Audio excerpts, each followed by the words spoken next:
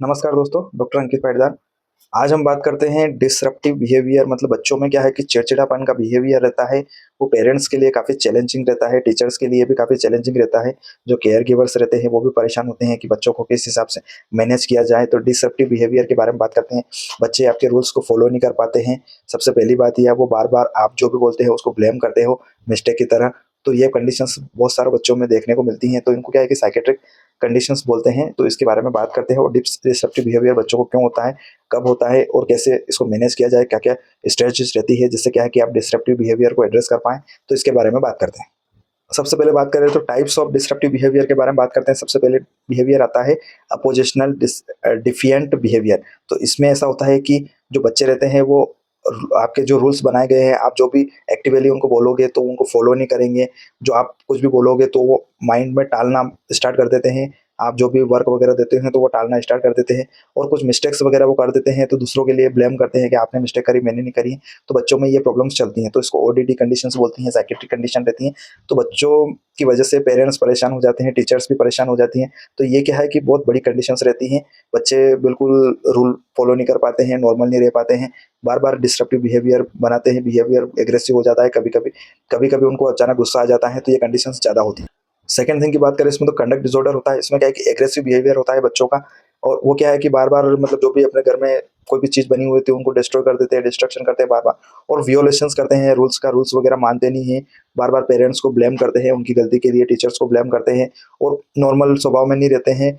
ये कंडीशंस क्या है कि ऊपर-नीचे होती रहती है। कभी-कभी बच्चा नॉर्मल रहता है, कभी-कभी एग्रेसिव हो जाता है, कभी-कभी मिस्टेक्स करने लग जाता है, वियोलेशंस रूल का वियोलेशंस करता है, स्कूल में एक जैसा नहीं रहता है, बच्चों को मारता है, दूसरे फ्रेंड्स वगैरह रहते हैं उनको मारता है, टीचर्स के ऊपर भी गुस्सा हो जाता है। तो कंडक्ट डिसऑर्डर भी काफ़ी क्रिटिकल कंडीशन रहती है। थर्ड थिंग की बात करें सर इसमें तो attention deficit hyper activity disorder रहता है। इसमें इनअटेंशन रहता है, हाइपर एक्टिविटी होती है और बार-बार मूड चेंजेस होते हैं, इम्पल्सिविटी की कंडीशन भी बनती है। तो ये कंडीशंस भी इसी में आती है। बाकी क्या है कि एडीएचडी थोड़ा-सा डिफरेंट अप्रोच रहता है इसमें।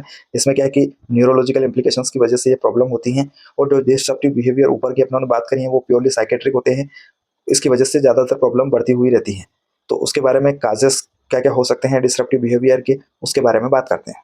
सबसे पहले बात करें तो फैमिली हिस्ट्री हो सकती है, मेंटल हेल्थ कंडीशन या फिर पेरेंट्स में सब्सटेंसेस अब्यूज़ की वजह से जेनेटिक्स कंडीशन बन सकती है इसमें।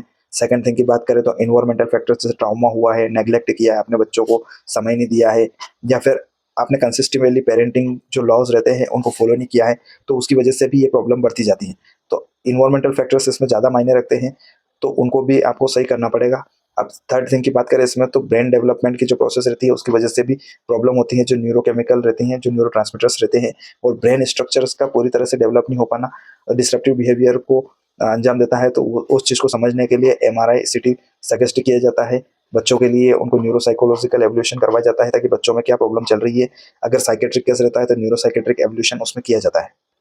एक कंडीशन बनती है इसमें लर्निंग डिसेबिलिटीज़। मतलब बच्चे क्या है कि किसी भी चीज़ को समझ नहीं पाते हैं, सीख नहीं पाते हैं, तो ये ज़्यादा प्रॉब्लम रहती है। ये अनडायग्नोस्ड रहती है और अनसपोर्टेड कंडीशंस रहती है। इसमें क्या है कि लर्निंग डिसेबिलिटीज़ रहती है। बच्चे कुछ भी सीख नहीं पाते हैं, समझ नहीं पाते हैं, तो उसकी वजह से भी ये कंडीशन बनती है। अब स्ट्रेटजीज़ क्या-क्या हो सकती हैं, आप कैसे एड्रेस करोगे डिस्ट्रप्टिव बिहेवियर को, कैसे पॉजिटिव रिइंफोर्समेंट कर पाओगे आप खुद। मतलब बच्चों को क्या है कि रिवार्डिंग बिहेवियर आपको बनाना पड़ेगा पॉजिटिव वे में, ताकि क्या है कि बच्चे चीज़ों को समझ पाएँ। पॉजिटिव रिवार्ड आप बच्चों को दोगे तो वो उस चीज़ को समझेंगे। जैसे स्टिकर्स हो गए, स्टार्स हो गए, तो उनको पॉजिटिव रीइंफोर्समेंट की ओर बढ़ाना पड़ेगा ताकि क्या है कि बच्चे आपकी बात मान पाएँ और रूल्स और रेगुलेशंस को फॉलो कर पाएँ और ब्रेन को काम रख पाएँ, एग्रेसिव नहीं होए बार-बार। अब आपको क्लियर बाउंड्री सेट करना है बच्चों के लिए, कंसिस्टेंट रूल बनाना है ताकि वो आसानी से फॉलो कर पाएँ और कॉन्सिक्वेंसेस जो भी रहते हैं उनको आपको बच्चों को मतलब क्या है कि समझा के बोलना पड़ेगा कि ये कंडीशन आपने गलत करी है, इसको इस तरह से आपको सुधारना है ताकि क्या है कि इसका रिजल्ट पॉजिटिव इम्पैक्ट आपके ऊपर पड़ेगा, आपको गुस्सा नहीं आएगा, ये प्रॉब्लम नहीं होगी। तो बच्चों को धीरे-धीरे चीज़ों को समझाना ज़रूरी है। इमोशनल रेगुलेशंस की इसमें बात करें तो सबसे पहले बच्चों को सिखाना पड़ेगा कि कैसे रिकॉग्नाइज़ करना है, कैसे खुद को एक्सप्रेस करना है, अपने इमोशंस को कैसे मैनेज करना है, तो वो चीज़ भी आपको सिखाना पड़ेगी। एक्टिव लिसनिंग सिखाना पड़ेगी।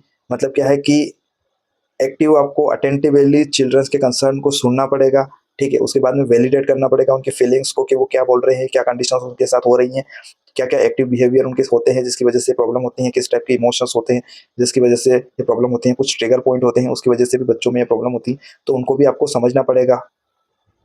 फिफ्थ थिंग की बात करें इसमें, तो कोलैबोरेटिव प्रॉब्लम सॉल्विंग अप्रोच आपको लगाना पड़ेगी इसमें। बच्चों के साथ आपको वर्क करना पड़ेगा, प्रॉब्लम को आइडेंटिफाई करना पड़ेगा, कहाँ प्रॉब्लम हो रही है, कैसे हो रही है, और सॉल्यूशंस भी उसके डेवलप करना पड़ेंगे बच्चों के अप्रोच के अनुसार। मतलब क्या है कि बच्चे के ऊपर बिल्कुल भी एग्रेसिव नहीं होना है, जो भी बिहेवियर उनका बन रहा है। तो कोलैबोरेटिव अप्रोच लेके आप प्रॉब्लम्स को आइडेंटिफाई करिए और सॉल्यूशन डेवलपमेंट करने की कोशिश कीजिए, ताकि क्या है कि आसानी से इन चीज़ों को कम कर पाएँ। इसमें एक टेक्निक्स होती है, पेरेंट चाइल्ड इंटरेक्शन थेरेपी होती है, ये पीसीआईटी।